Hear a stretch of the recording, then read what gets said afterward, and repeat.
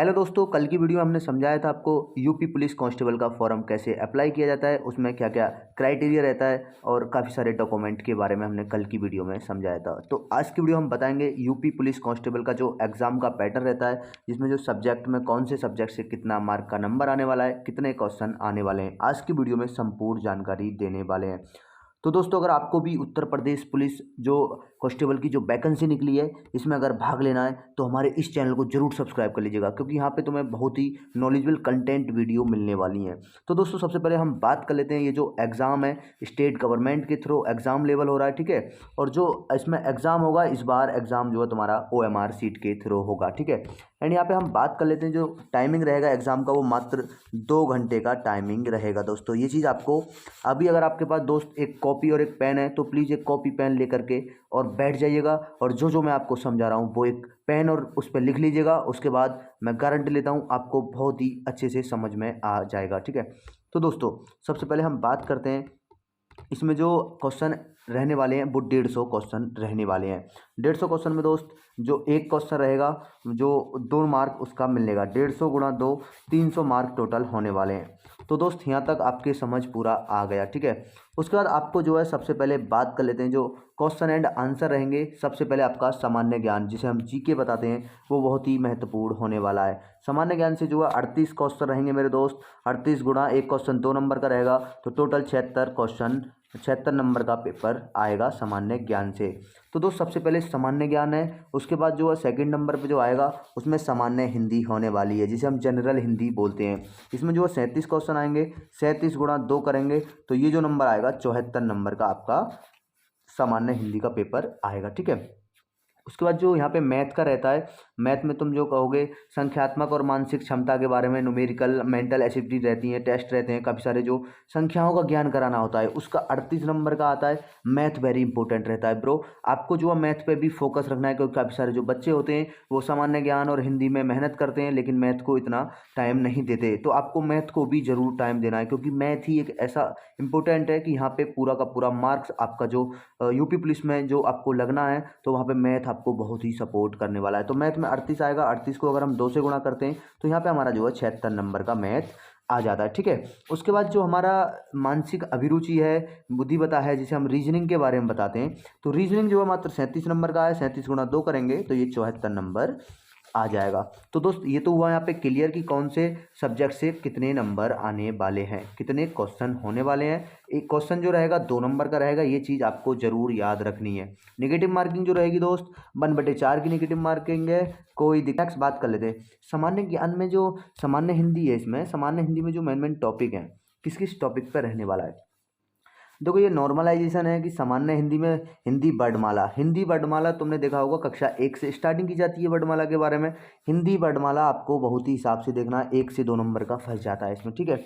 ये तद्भव हो गया तुम्हारा, तद्भव हो गया, तत्सम हो गया, पर्यायवाची है, विलोम शब्द है, अनेकार्थ है, वाक्यों के स्थान पर एक शब्द, जैसे राम स्कूल गया था, तो राम, इसमें जो है एक अनेक वाक्यों का जो है एक जो शब्द निकल के आएगा, उस शब्द के बारे में आपको इसमें रहेगा, ठीक है।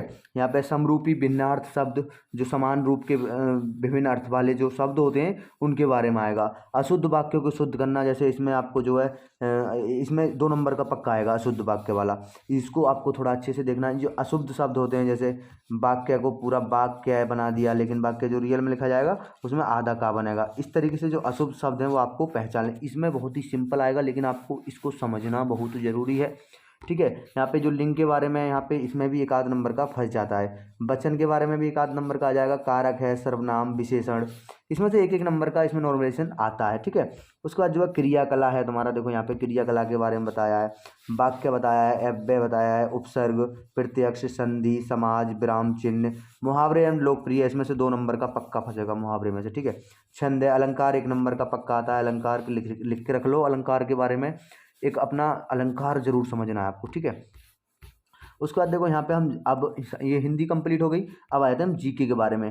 ये दोस्त सब आपको टॉपिक जरूर लिख लेने एक पेन और कॉपी लेकर के, जिससे क्या रहेगा आपको इनके बारे में समझने, क्योंकि आने वाली वीडियोज़ में आपको chapter by chapter her chapter के बारे में डिटेल में समझाने वाले हैं आपको। हर एक, जैसे इसमें सामान्य विज्ञान लिख रहा है तो आने वाले टाइम में हम सामान्य विज्ञान के ऊपर ही पूरा एक वीडियो बनाएंगे, इसके बारे में आपको पूरा डिटेल में समझाएं। इस तरीके से हर चैप्टर बाई चैप्टर हम समझाने वाले हैं, ठीक है। जीके में जो रहेगा सबसे पहले सामान्य विज्ञान आ गया तुम्हारा। सामान्य विज्ञान के बाद जो भारत का इतिहास के बारे में जरूर आता है, ठीक है। भारतीय संविधान के बारे में आपको नॉलेज होना चाहिए। और भारतीय अर्थव्यवस्था एवं संस्कृति, भारत की जो अर्थव्यवस्था है, भारत में जो कार्यकाल चल रहे हैं, और भारत की जो संस्कृति है, भारत में जो संस्कृति किस आधार पर चल रही है, उसमें से जरूर आता है। भारतीय कृषि, जो कृषि में हरित क्रांति है, क्यों आती है, कैसे क्या है, काफ़ी सारे जो नॉलेजेबल कंटेंट रहते हैं यहाँ पे भारतीय कृषि के द्वारा आ जाते हैं, ठीक है। वाणिज्य एवं व्यापार, व्यापार से संबंधित भी क्वेश्चन इसमें आ जाते हैं। जनसंख्या के ऊपर, जनसंख्या बढ़ रही है, इंडिया इधर पॉपुलेशन में इंडिया नंबर 1 पे आ चुका है अब जनसंख्या के आधार पर, ठीक है। यहाँ पे पर्यावरण एवं नगरीयकरण, ठीक है। भारत विश्व का भूगोल, प्राकृतिक संसाधन, प्राकृतिक संसाधन में से 3 नंबर का आता है, ये आपको ध्यान रख लेना है, क्योंकि हमने पिछले काफ़ी सालों के पेपर जब निकाल के देखें तो प्राकृतिक संसाधन से जरूर फंसता है, ठीक है। एंड यहाँ पे जो है उत्तर प्रदेश की शिक्षा, संस्कृति और सामाजिक प्रथाओं के संबंध में विशिष्ट जानकारी। यहाँ पे जो उत्तर प्रदेश की जो शिक्षा संस्कृति है और जो सामाजिक प्रथाएं हैं, इनके बारे में, समाज में जो अनेक तरह की प्रथाएं चल रही हैं, सामाजिक प्रथाएं जिसे हम बोलते हैं, उनके बारे में भी डिटेल में आप समझ पाएंगे। और उत्तर प्रदेश में राजस्व एवं पुलिस सामान्य प्रशासनिक व्यवस्था का देखो ये आएगा मानवाधिकार, ह्यूमन राइट्स के आपको नियम ही जरूरी है। ह्यूमन राइट्स के बारे में, मानव का जो अधिकार रहता है उसको आपको बहुत ही समझना चाहिए, ठीक है। मानव अधिकार में से जरूर आएगा, इसको भी आपको अच्छे से रीड करना है। अंतरिक्ष सुरक्षा तथा आतंकवाद, अंतरिक्ष सुरक्षा तथा आतंकवाद, अभी जो आतंकवाद के ऊपर काफ़ी सारे प्रॉब्लम्स हैं, इनके बारे में आपको समझना चाहिए। भारत और उनके पड़ोसी देश के बीच संबंध, अभी जो भारत और जो पड़ोसी देश हैं इंडिया के, उनके जो बीच में जो संबंध हैं उनके बारे में भी आपको समझना चाहिए। हाल ही में तो हमारे इंडिया का जो पड़ोसी देशों से बहुत ही अच्छे संबंध हैं, जब से नरेंद्र मोदी जी के जो पीएम है हमारे, उनके थ्रू हमारे जो पड़ोसी देश हैं काफ़ी सारे अच्छे संबंध हैं, उनके बारे में आपको डिटेल में समझना है। कौन से देश से हमारे कितने अच्छे संपर्क हैं, कौन से देश से हमारे संपर्क नहीं है, ठीक है। एंड यहाँ पे जो नेक्स्ट टॉपिक रहेगा राष्ट्रीय और अंतर्राष्ट्रीय महत्व के विषय, राष्ट्रीय तथा अंतर्राष्ट्रीय जो महत्व रहते हैं इनके बारे में आपको समझना है, ठीक है। संगठन, देखो राष्ट्रीय तथा अंतर्राष्ट्रीय, विमुद्रीकरण तथा इसका प्रभाव, साइबर क्राइम, देखो साइबर क्राइम का आपने आजकल देखा, cyber crime is the very important topic, इसको जो आपको बहुत ही अच्छे से रीड करना है। साइबर क्राइम से 3 या 2 नंबर का जरूर फंसने वाला है, ठीक है। उसके बाद आपको जीएसटी आया था, देखो जीएसटी जो है यहाँ पे गॉड सर्विस टैक्स के बारे में हम बात करेंगे। जीएसटी वस्तु एवं सेवा कर जो रहता है, आजकल तुमने देखा होगा हर एक जो भी गवर्नमेंट या फिर तुम्हारा प्राइवेट सेक्टर से बिजनेस चलते हैं उनमें जीएसटी आपको लेना अनिवार्य रहता है, और जीएसटी के बारे में संपूर्ण जानकारी आपको रखना जरूरी है, ठीक है। और यहाँ पे जो नेक्स्ट टॉपिक है पुरस्कार एवं सम्मान, देश तथा राजधानी मुद्राएं, देश में जो देश की जो राजधानियाँ हैं वो कहाँ हैं, मुद्राएं मतलब वहाँ पे जो पैसा चलता है वो कौन सी मुद्रा के रूप में चलता है, रुपया में चलता है या फिर तुम्हारा जो भी मनी या तुम्हारा डॉलर में चलता है, या जो भी मुद्राएं चलती हैं उस हिसाब से आपको उसमें समझना है। महत्वपूर्ण दिवस, जो भी महत्वपूर्ण दिवस होते हैं उनके बारे में आपको समझना है। अनुसंधान एवं खोज, ठीक है। पुस्तक एवं उनके लेखक, काफ़ी सारी जो पुस्तकें हैं वो किसने लिखी हैं, उनके लेखक कौन है। Social media communication, social media communication इसमें आपको जरूरी ध्यान रखना है, ये वेरी वेरी इंपॉर्टेंट है। सोशल मीडिया कम्युनिकेशन के बारे में, जो सोशल मीडिया आजकल काम कर रही है किस तरीके से कर रही है, कम्युनिकेशन डेवलप किस तरीके से हो रहा है, इसको जरूरी है आपने समझना है, ठीक है। अब हम थोड़ा सा रीजनिंग पर भी ध्यान दे लेते हैं, क्योंकि काफ़ी सारे बच्चे जो है रीजनिंग को बहुत ही अच्छे से समझते हैं। तो अब रीजनिंग में हम ध्यान दे रहे हैं, रीजनिंग में वही रहेगा तुम्हारा समान रूपता रहेगा, समानता, भिन्नता, खाली स्थान भरना, समस्या से सुलझना, विश्लेषण, निर्णय, निरार्थ क्षमता, सृष्टि, विभेदन क्षमता, पर्यवेक्षण, संबंध, और तुम्हारा देखो अंकगणितीय तर्क, शब्द और आकृति वर्गीकरण, अंकगणितीय संख्या श्रृंखला, और देखो ये रहेगा तुम्हारा रीजनिंग में। रीजनिंग में आपको पूरा डिटेल में video by video, one topic by topic आपको बताएंगे, आप परेशान नहीं होना। आपको चैनल सब्सक्राइब कर लेना है, और इस चैनल से आपको बहुत ही, मैं गारंटी से लिख के देता हूँ, आपको बहुत ही सपोर्ट मिलने वाला है। जो न्यूमेरिकल एबिलिटी होती है, जो मैथ का रहता है, मैथ में देखो वही रहता है, मैथ को आपको अच्छे से समझना जरूरी है। संख्या पद्धति, और ये जो तुम्हारा सरलीकरण, दशमलव और भिन्न तो कक्षा 6 की क्लास में भी आप पढ़ चुके हैं। दशमलव और उनका जो भिन्न का जो प्रारूप रहते हैं, भिन्न के जो, वो आपको जरूर समझना है। महत्वपूर्ण समापवर्तक तथा लघुत्तम समापवर्तक ये जरूर है। अनुपात और समानुपात,